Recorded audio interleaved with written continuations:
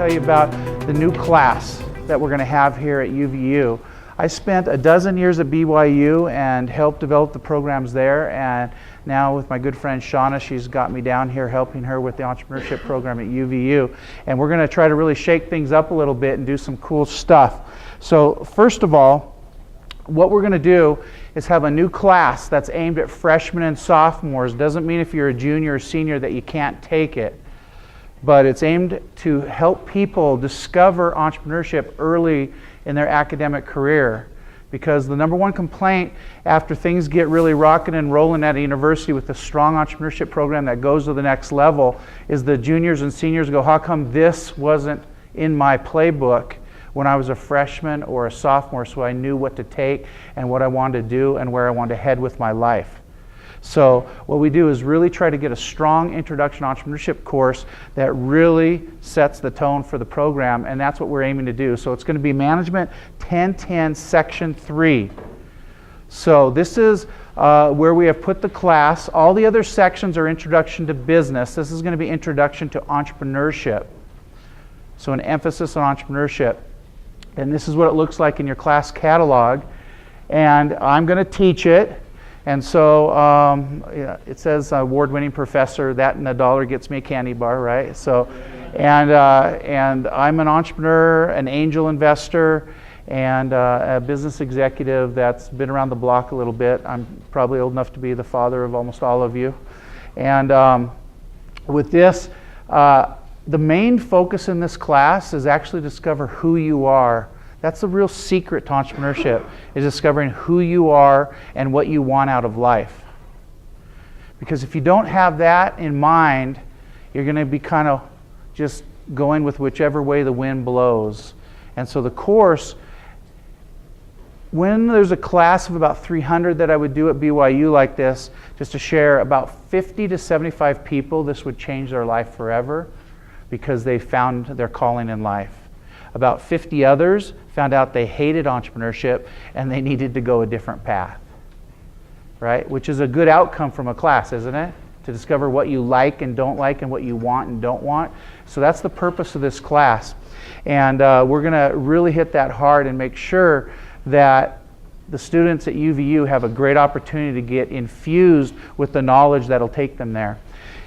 So, have you ever wanted to start a business? Have you ever wondered about entrepreneurship? This class is going to take you to that place and help you discover in the framework of your own self whether this is for you or not.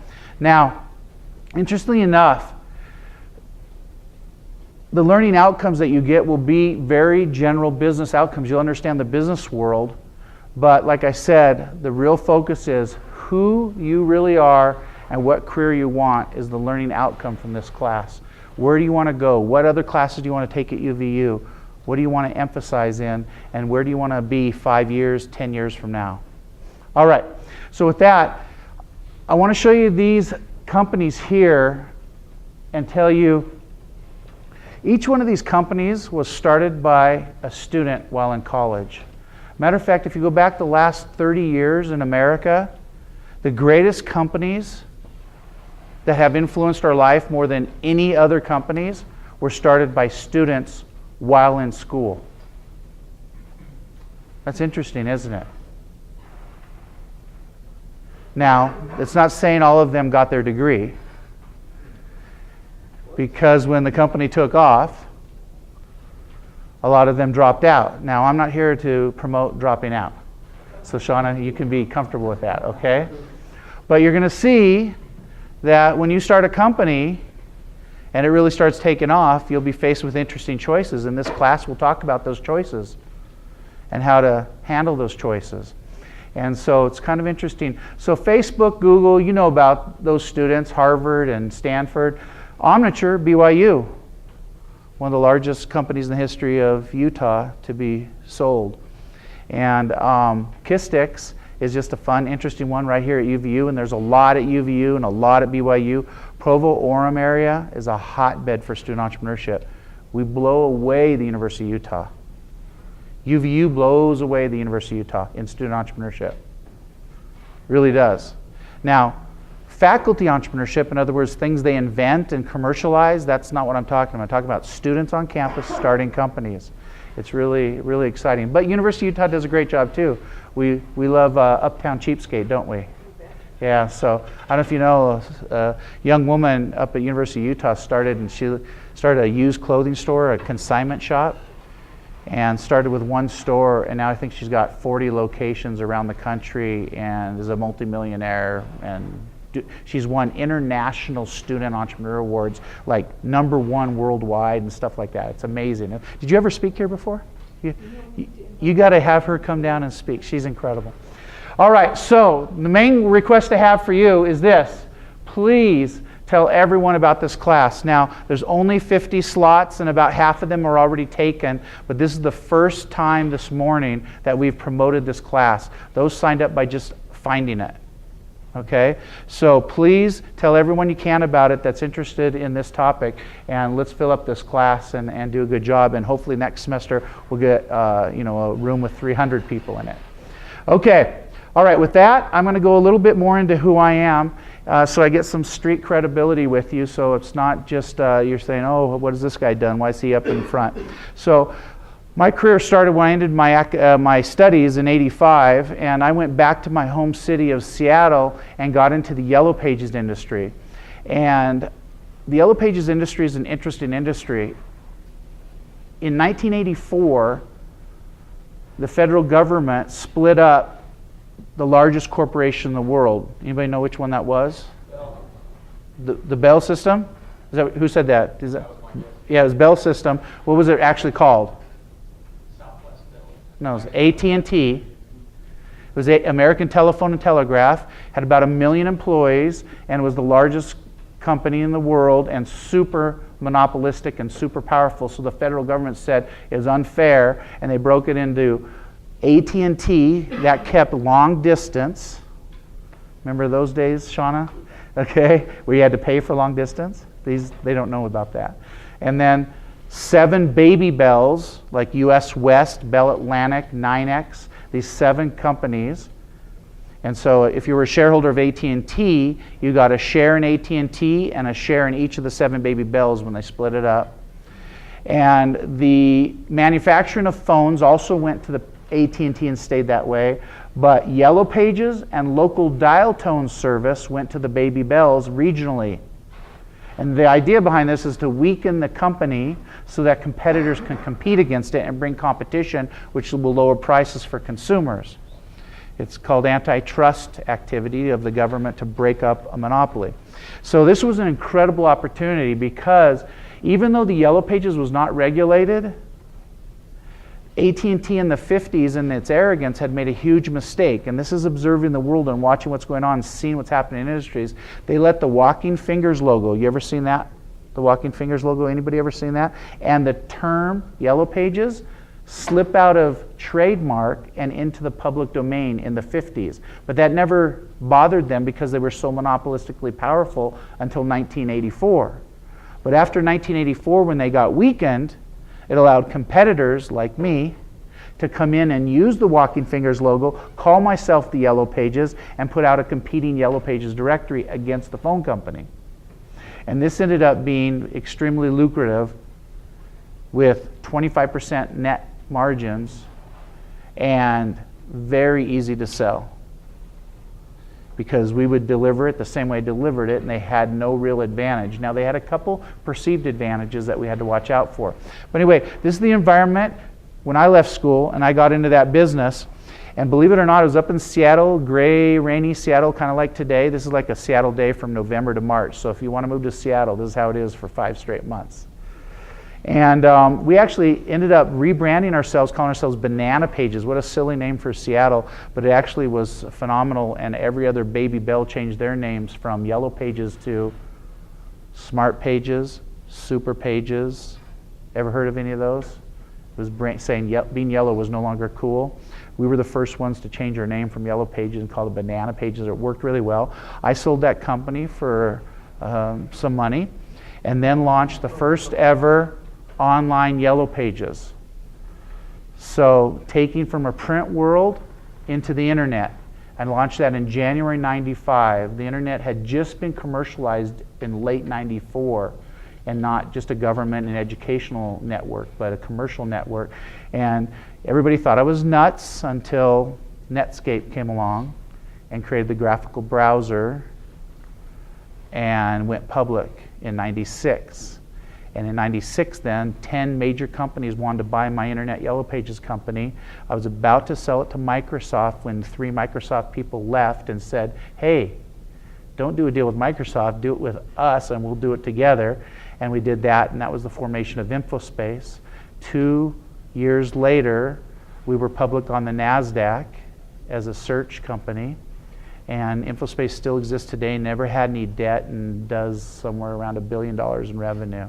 We got to about 1,500 employees at one point. I left there and retired in 2001, came down to Utah and started teaching at BYU. So that's kind of my career. And when I retired, I became an angel investor, and we'll talk about that.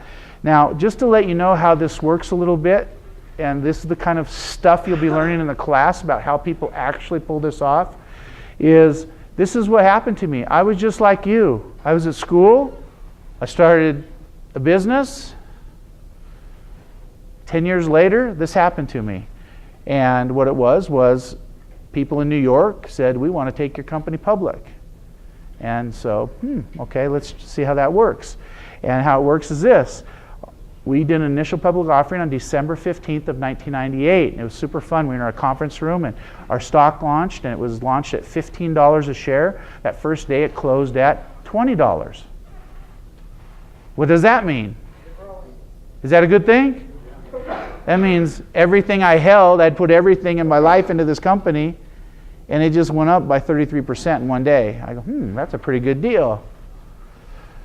But it didn't stop there, because then we were just on fire. We became the leading database and information provider behind cell phones.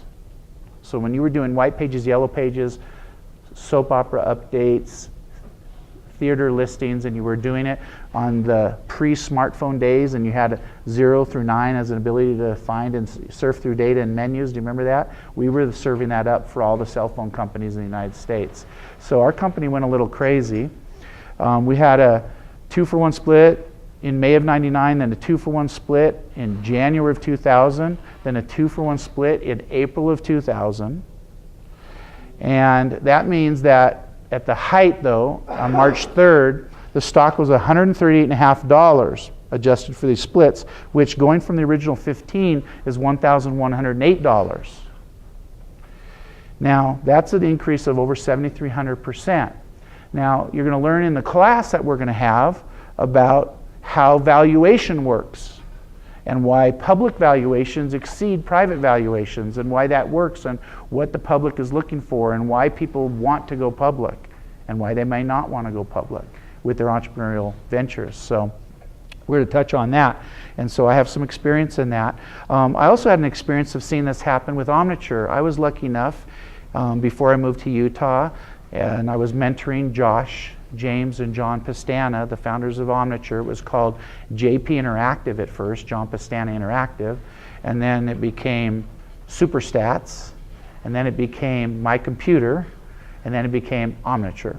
And I was there, I was lucky enough to write them a check when they were in Center Street in downtown Provo, and they had nothing, and the walls were really dingy, and it was a stinky office, and they had like 10 employees. And so it was fun to watch them go through the whole process again. I got to live that as an investor and see that happen again. So that was really fun to see. So there's some experience there. Now, with that, becoming an angel investor. So angel investors are people who have had some success in entrepreneurship and have some money and say, I want to help other entrepreneurs do what I did. And there's actually quite a few, more than you would think out there. There's some that just do it by themselves, and there's others that form groups. And in Utah, there's about 6 or 7 groups that meet monthly and let investors pitch to them. And the investors, it's like Shark Tank, but not quite as brutal. Shark Tank is unrealistically brutal. I watched it last night. Did you see 2 Utah companies on Shark Tank last night? Who watched Shark Tank last night? Nobody watches Shark Tank in here, and you're taking entrepreneurship lecture series? Homework?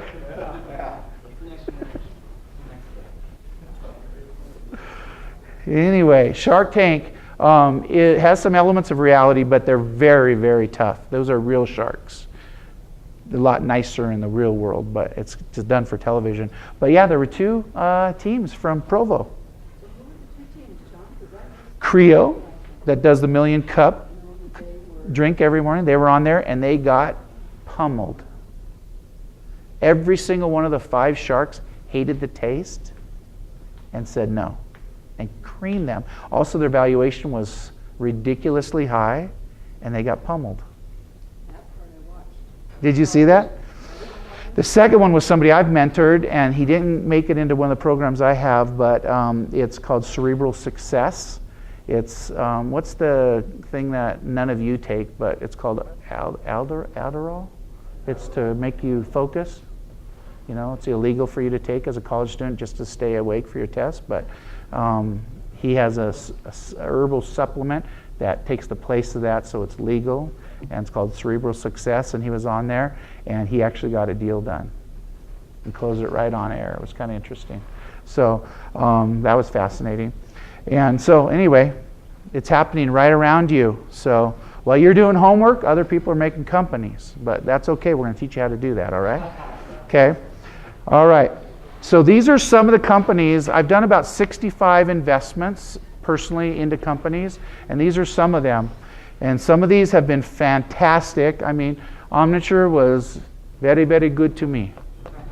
Okay? This is the worst investment of all time. It's called an independent movie. So an economy built on poems and artistry is not very good, by the way. And this right here, independent filmmaking, is the #1 category I will never invest in again. So this is like throwing some money down and saying, okay, we're going to watch and wait for lightning to hit it. And we wait. It never happens. And that's finding a distributor for a movie is very hard. And so anyway, needless to say, everybody lost all their money. And the movie, you know, came out and got 1 star in the Salt Lake Tribune and 1 star in the Deseret News. That might have had something to do with it too. So anyway, that's kind of interesting. So these are some of those. Now, with that, I also have done a couple other things, and one of them that I'm proud of is Utah Student 25, and Shauna has been part of that, and really thank her for that time. I don't know if you know Shauna Theobald, but she's incredible. Been an entrepreneurial leader for many years here in this area, and this is where we recognize by revenue and profit the top student-founded ventures in the state every year. We just completed its 5th year, and UVU students invariably are in the top 5, at least 1. Seems every year. Definitely a couple, 2 or 3 in the top 10, and they do pretty well.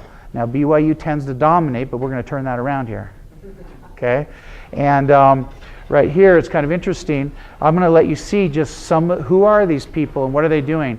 Every year, the #1 winner, 1 year later, has increased their company by 10 or 20x and has sold it or become bought by a huge company, or incredible things happen. So this is 2013's top 5.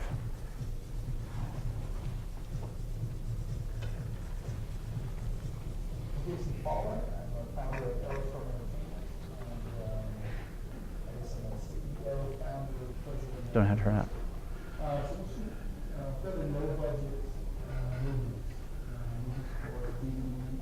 This guy figured out movies.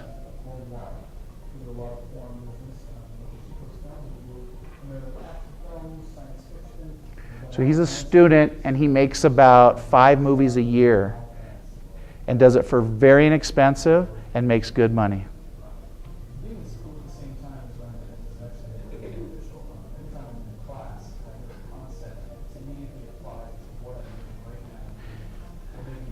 The volume won't go up.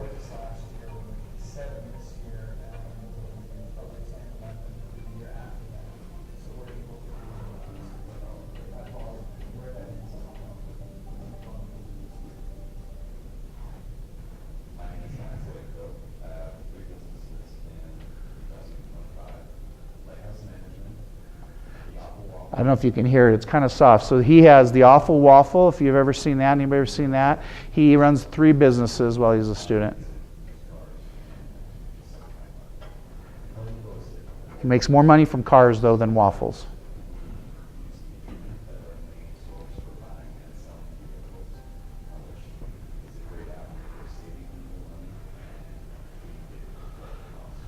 If anybody knows how to turn up the volume, it won't go up. I tried, but it just comes back down.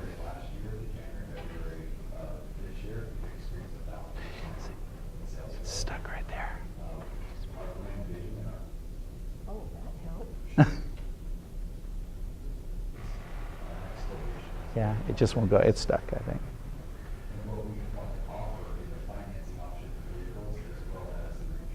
They've capped the volume.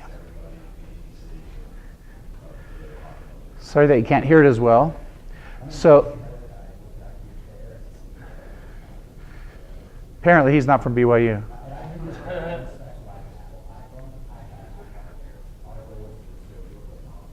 Ever seen IQ Repairs around? Started by a student at Salt Lake Community College. They do a really good business.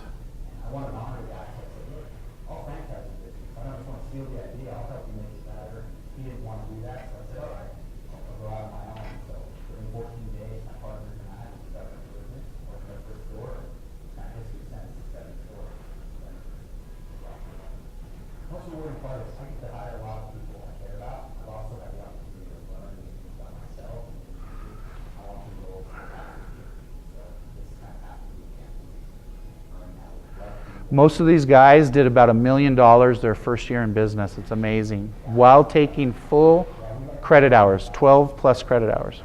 You have to be a full-time student to be considered. It's really good advice they're giving. I can't even hear it from here, but maybe you can. I turned my computer up. Yeah. It's the cap on here. You got to just... This is UVU. Anybody met Dallas? Kiss Sticks founder. They went on Shark Tank. Anybody know who invested? Mark Cuban, right?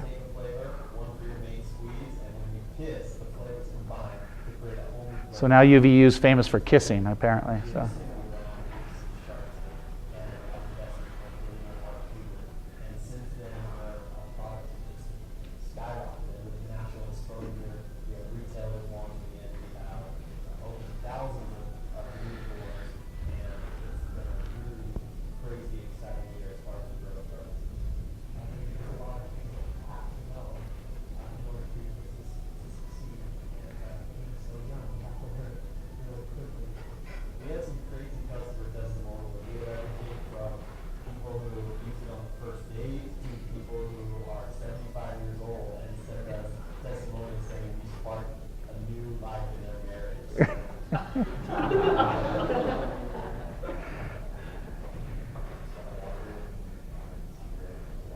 He's going to be hard to hear. Now he looks like he's from BYU. So while he's talking so softly, I'll just tell you about him. So he was the number 1. And he had like $2.5 million revenue his first year.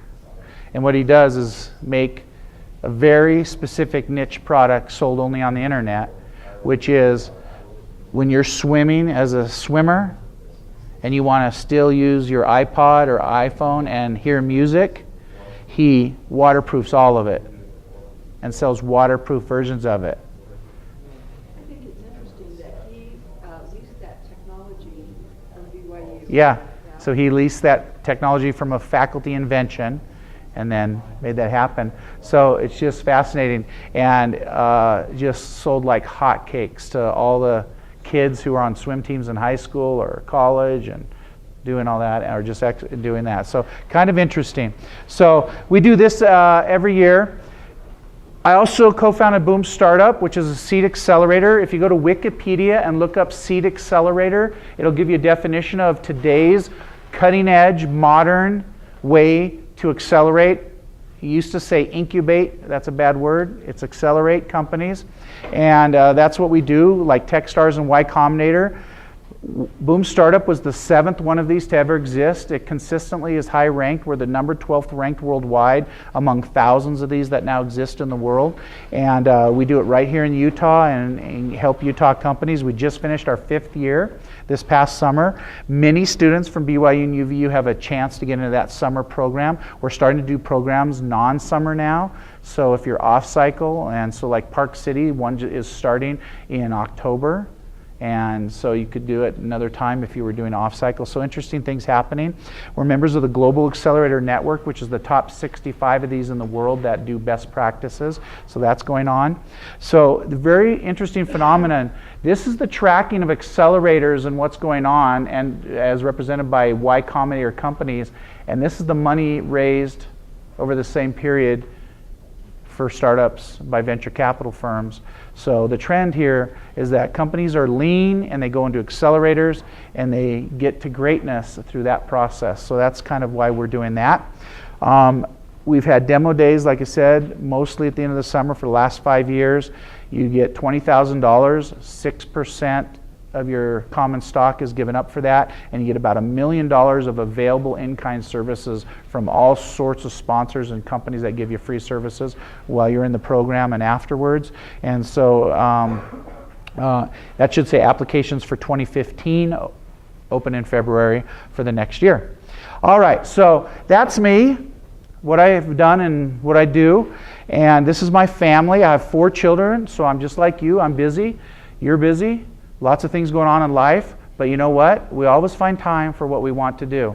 I'm super busy, but I want to teach, so I'm here, right? And I find time for it. If you ever give the excuse you don't have time to do something, it's baloney. Humans have the time for what they want to do. So what you want to do is what you're doing. If you don't want to do it, do something else, because you have the freedom to do that. Now, it's really important, I thought, to share this about who I am, but the most important thing in my life right now is my new granddaughter. So she was born a month ago, and I had to show this picture, because this is the best thing in the world.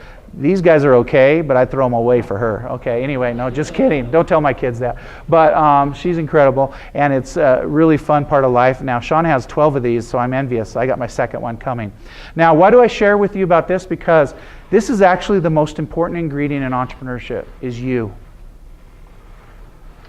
So you got to know me. Maybe I got a little bit of credibility, but the most important thing is you need to learn about who you are, what you want, what your propensities are. Because when you learn about who you are, you'll have a clear vision of where you're going to go. And it's really important to explore the other side of the world called entrepreneurship. The problem is that universities, since the 1920s, and the rise of General Motors as a monolithic corporation and having influence over the universities in the United States, we taught that starting a company was just like running a big company based on old English ways of running companies. And we said, oh, we just miniaturize it. So all of the disciplines in the business school, such as marketing, finance, strategy, organizational behavior, all these disciplines, they can't just be miniaturized. If you try to do what Procter & Gamble does in a startup and just miniaturize it, it not just hurts a startup, it kills it. So entrepreneurship has to be taught a completely different way. Entrepreneurial finance, entrepreneurial marketing, entrepreneurial strategy is a whole different animal than what you get in the mainstream courses of a business school. And business schools are just waking up to this fact that for decades they've been teaching entrepreneurship wrong. And so it needs to be taught in a different way. And part of that is helping you discover who you are so you know how to fit in the ecosystem. So that's a lot of what this new class is going to be about. Now, what I want to do right now before I get into some more meat, and what time do we end and where's the clock? We end at 12:50.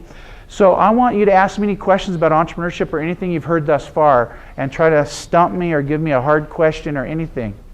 What do you got? Any questions at all? If nothing, that's okay. We'll move on and I'll go on to some meat of my lecture that I'm going to do. But any questions at all? Anything? Shauna. I would love to have you tell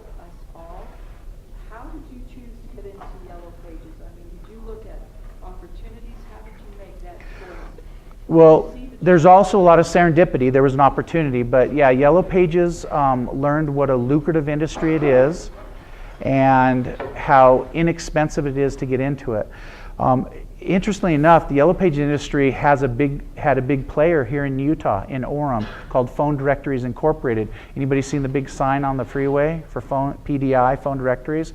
They were quite big in the industry as competing against the Bell companies. And matter of fact, they took a lot of people from Utah County and taught them the industry. And I saw those people all over the country. When phone directories would send them to other parts in the country, they would leave phone directories, start their own business in a local market, break off from phone directories, spending maybe a few $1,000s on a credit card to get started, and never look back and build multi-million-dollar companies. I said, that's a pretty good idea. It's what I like are businesses that are low cost to start with high exit multiples and quick to ramp up. And if you ever find one of those, come talk to me, right? Because they're hard to find. So you don't want to get into a business that takes a lot of capital to start and has low exit values, meaning when you sell it or get out of it, you don't get rewarded as much. So this is why things like technology and software are exciting, right? If 3 guys that know how to code software get together and create a next great version of software, okay, it doesn't cost that much for them to do that, does it? But then society, when they exit, they get over-rewarded. InfoSpace was an example of that, software company, and we did some cool stuff. Google's an extreme example. Larry Page and Sergey Brin, right? What did they do?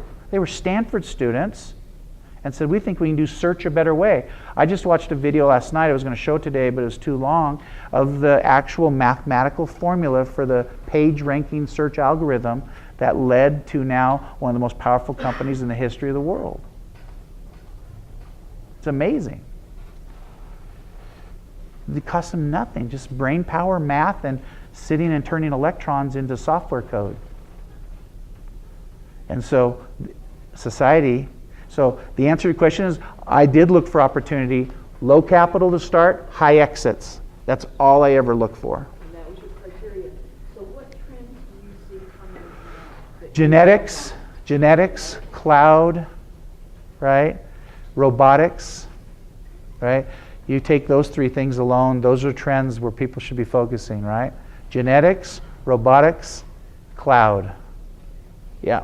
So as an angel investor, what do you look for when somebody comes to you with a pitch? That is a fantastic question. I'm going to actually show that in just a second.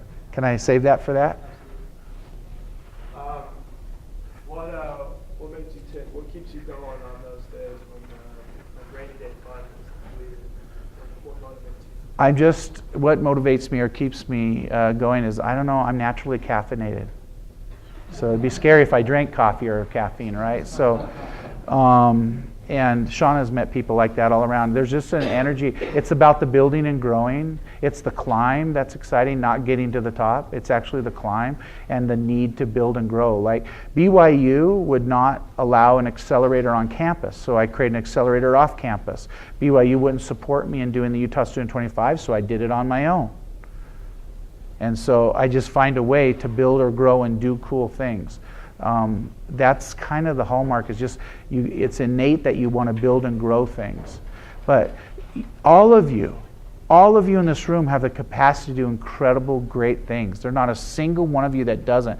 The only problem is you. You're going to hold yourself back because your family made you think you couldn't do it, or somebody else did.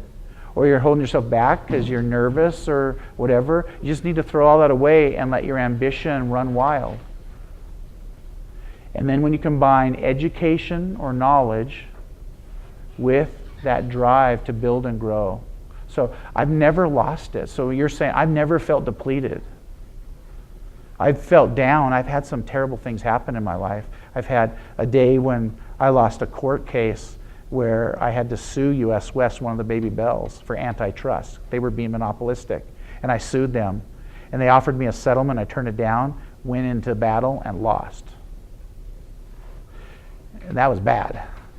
I fell to my desk for half an hour to catch my breath, and then I was CEO, and I had to go out to about 80 employees and tell them we lost the lawsuit. That wasn't fun. I hated that day, but so that's just how it goes. So anyway, those are good questions. I'm going to keep going now and fly through some material. You ready to go fast on some stuff? Okay. First of all, in 30 seconds, I want you to write down all the uses for this paper cup. So get out a piece of paper, and I want you to write down what can you do with this object. 30 seconds. Will you time it? Do you have you don't have time? I'll do my phone. I got it. Yep. I thought maybe you had a second watch on there.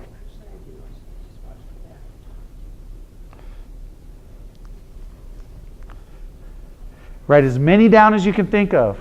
Get your brain working.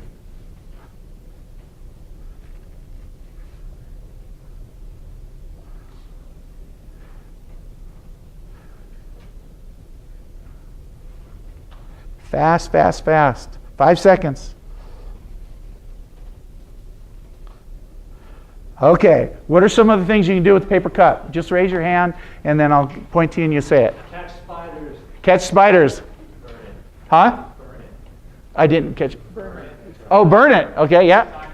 Recycle it. Draw for circle. Make it so a drawing tool. Pencil holder. Pencil holder. Make snowballs. Make snowballs. What else? Float in water. Huh? Float in water. Okay, floats in water. You can use it. A little speaker thing to amplify sound. Okay. A drum on. Tip it over and make it a drum. Anything else? What else? An eye patch. An eye patch. You just put it over your eye. Okay. What else? A funnel to pour stuff in and make a hole in the bottom or something. Okay. What else? A game?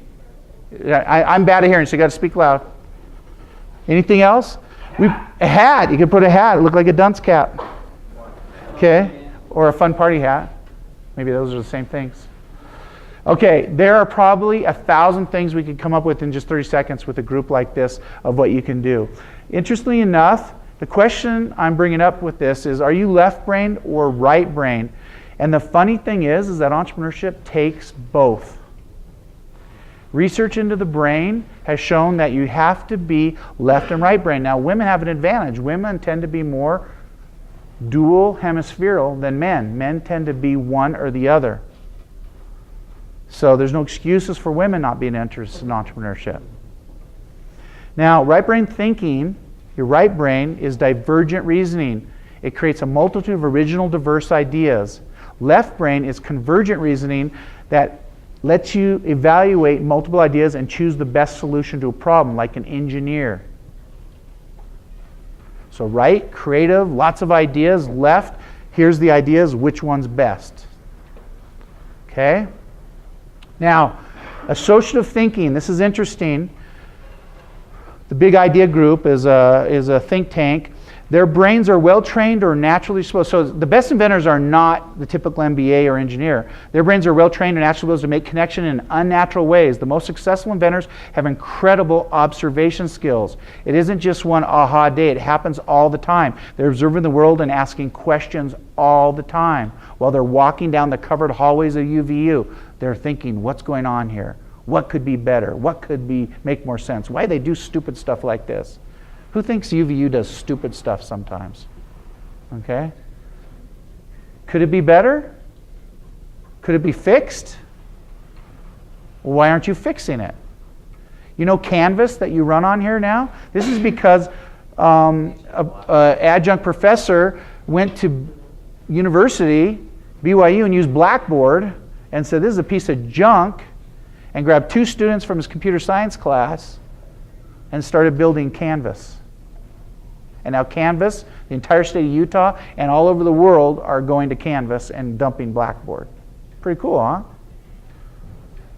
He didn't just say, somebody should fix this. He fixed it.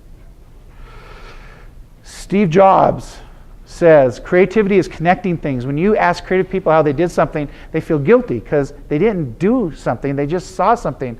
They were able to connect their experiences and synthesize new things. Like when you say, how did you think of the iPod? Because I didn't think it up. I just connected the way the world was working and made it happen. Now, thinking and acting, how your brain works, it's been studied and involves both sides of the brain. And is that all there is to being creative? The answer is not just thinking differently, but how do you make it happen? You have to act differently. If you want different results in your life, you have to act differently. So you have to question things. Like, why do people wear a watch when their cell phone keeps perfect time? I don't do anymore. I dump watch because my cell phone keeps perfect time.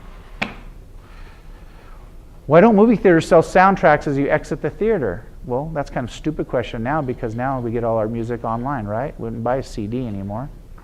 Why do people leave the caps off dry markers? It's dumb, isn't it? Can you make a better dry marker? I've seen ideas for a better dry marker, because you leave the cap off, it ruins it. Why do we all have voicemail to record messages from phone calls, but nothing to record messages for people that stop by our house? They knock on the door and they go away, you weren't home. Why isn't there something there to record, hey, I dropped by your house? Just a thought, you know. Why don't business guys wear hats anymore, even though it's cold? They used to, 50 years ago. Now nobody wears hats and it's cold out. You're wearing a hat. That's a good job. All right. And it's not even cold. Okay, questioning the status quo. Gain understanding of the problem, what is not. JetBlue, this is the founder of JetBlue, David Neilman. He's an LDS returned missionary, went to Brazil, didn't like how rich people were treated better than poor people, so he created an airlines to make everybody equal. And it worked for him. He always was asked the question, why don't they do it this other way? Why has no one else ever thought of this before? Somebody has thought of it, probably. They just didn't do it. Find ideas, problem solutions.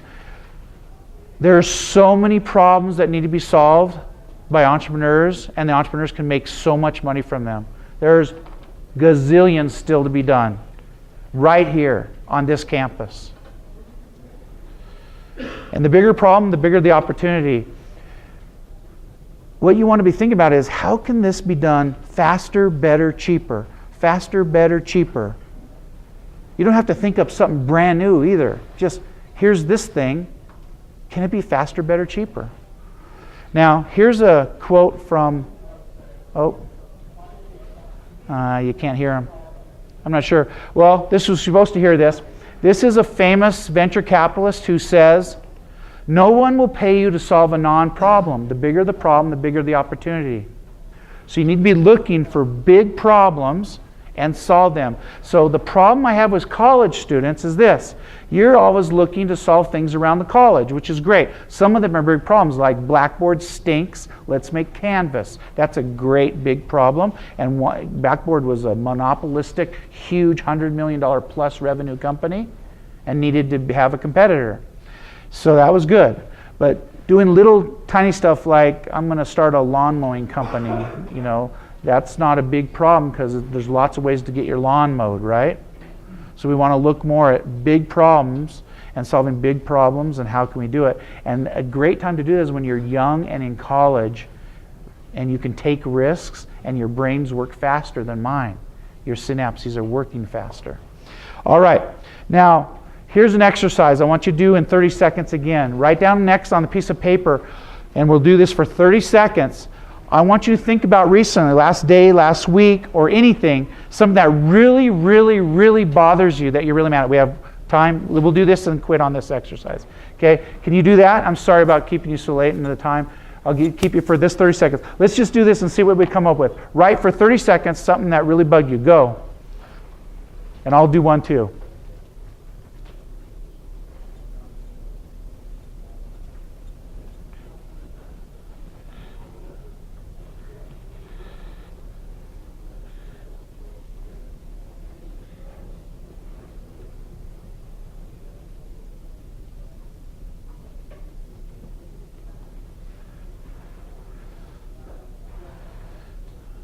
All right, that should be it. Okay, give me three things. Who can show me something that really bugs them? Yeah. I think charging devices.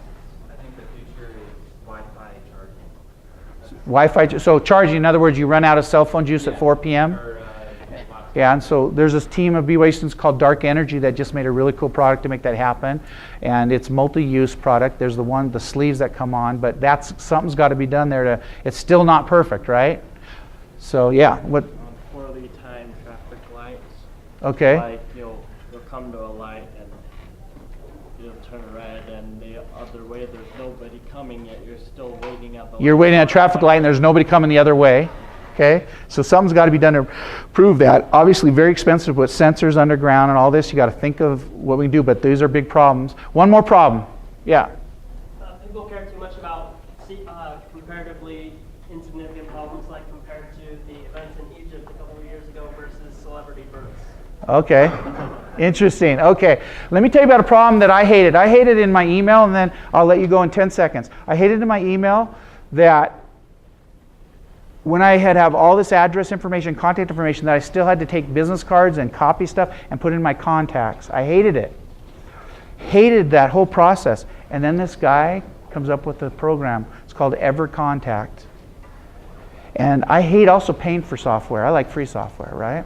Okay, but he made a software where in my Gmail, every time someone put a name, address, phone number in, automatically creates a contact record, automatically without thinking. And it's in my contacts automatically. Every night I get a report. These 8 people have been added to your contacts. Thank you very much. Okay? It costs $4 a month. Very hard to get that $4 from me. I happily pay that $4. When you solve people's problems, society rewards you. He has now sold that company for millions. Okay? There's lots more I'd like to share with you. Come take this class. Thank you.